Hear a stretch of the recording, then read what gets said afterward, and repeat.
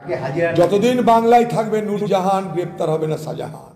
নমস্কার, আজ 7ই ফেব্রুয়ারি 2024। আমি বর্তমান বহরমপুরের সাংসদ এবং পশ্চিমবঙ্গ প্রদেশ কংগ্রেসের সভাপতি অধীরবাবু আমাদের প্রিয় নেত্রী পশ্চিমবাংলার মাননীয় মুখ্যমন্ত্রী মমতা বন্দ্যোপাধ্যায়কে যেভাবে ব্যক্তিগতভাবে আক্রমণ করে আসছেন ক্রমাগত। লাস্ট আমি দেখলাম এবিপি আনন্দতে বলছেন তিনি মমতা বন্দ্যোপাধ্যায় একটি হিন্দু ধর্মের ব্রাহ্মণ পরিবারে জন্মগ্রহণ করেছে। শেখ শাহজাহানকে বিরুদ্ধে বলতে গিয়ে তিনি সেই মমতা ব্যানার্জিকে নূরজাহান বলে আখ্যা দিচ্ছেন। নূরজাহান নাম বলছেন মমতা ব্যানার্জিকে।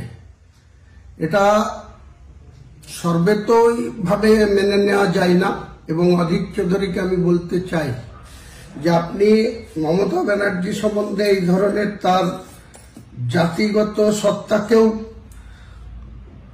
অস্বীকার করছেন।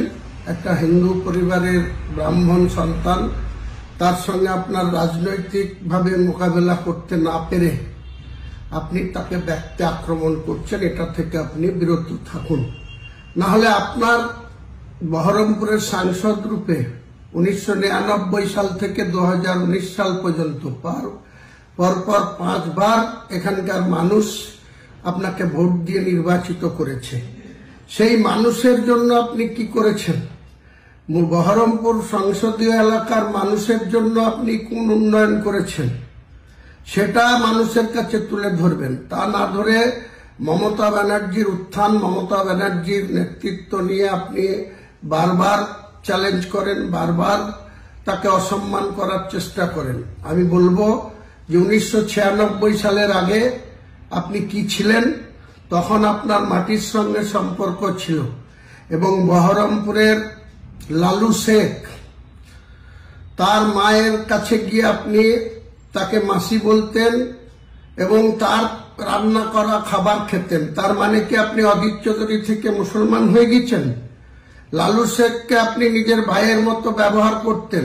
আপনার উত্থানের পিছনে লালু শেখ এবং লালু শেখের মাদের অনেক অবদান ছিল, কিন্তু মমতা ব্যানার্জির উত্থান নিয়ে আপনি এত চিন্তিত, বিচলিত এবং তাকে ব্যক্তি আক্রমণ করছেন, এটা থেকে আপনি বিরত থাকবেন। 2 নম্বর হচ্ছে যে 1996 সালে প্রথম নবগ্রামের বিধায়ক হওয়ার পর আপনি 1999 সালে এমপি হয়েছেন। আমরা দেখতে পাচ্ছি ক্রমাগত আপনার ব্যক্তিগত যে উত্থান। আজকে আপনি রেলমন্ত্রী হয়েছিলেন, আপনি আজকে কংগ্রেস পার্লামেন্টারি পার্টির নেতা হয়েছেন, অপোজিশন লিডার হয়েছেন পার্লামেন্টে। তাই নরেন্দ্র মোদীজি আপনাকে অধীর বাবু আখ্যা দিচ্ছে, অধীর বাবু বলে কথা বলছে পার্লামেন্টের মধ্যে।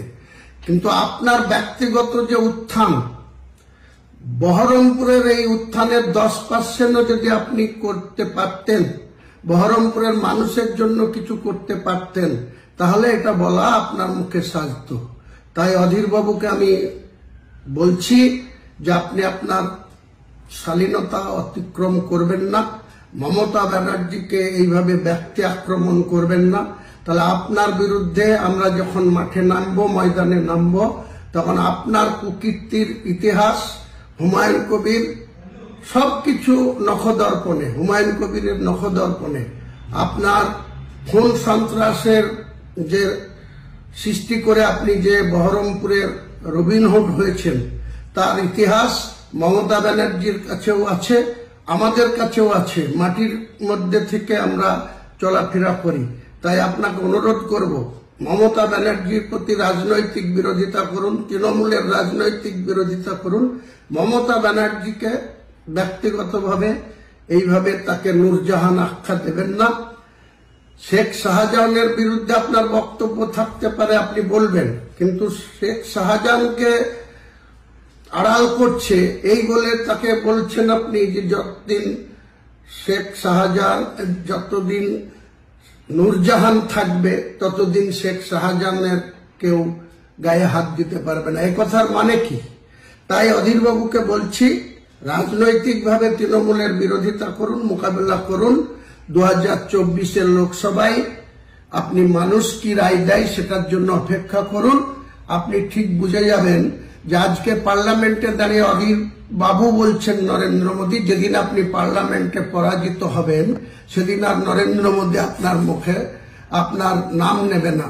আপনাকে আর অধীর বাবু বলা তো দূরের থাক, অধীর বাবু বলবেও না, আর অধীরের নামও নেবে না। তাই আপনার ব্যক্তিগত কতটা উত্থান হয়েছে, কতটা আপনি স্বাবলম্বী হয়েছেন, কতটা আপনার অর্থনৈতিক শক্তিশালী হয়েছে, সেটা আগে বুকে হাত দিয়ে মানুষের কাছে বলবেন। বহরমপুরের মানুষ জানে, এই জেলার মানুষ জানে আপনি কি ছিলেন আর কি হয়েছেন। আর মমতা ব্যানার্জি 1984 সাল থেকে সংসদে ছিল, 7 বার এমপি হয়েছে, 3 বারের মুখ্যমন্ত্রী।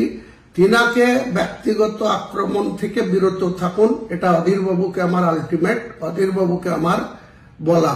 তা না হলে আমরাও বলতে জানি, আমরাও আপনার নারী নক্ষত্র তুলে ধরবো যখন, তখন মুর্শিদাবাদের মানুষ আপনার আসল চেহারা, আপনার যে ভেতরটা কতটা ব্ল্যাক, কতটা কালো, সেটা সময় মতো প্রকাশ করব মুর্শিদাবাদের মানুষ কাছে।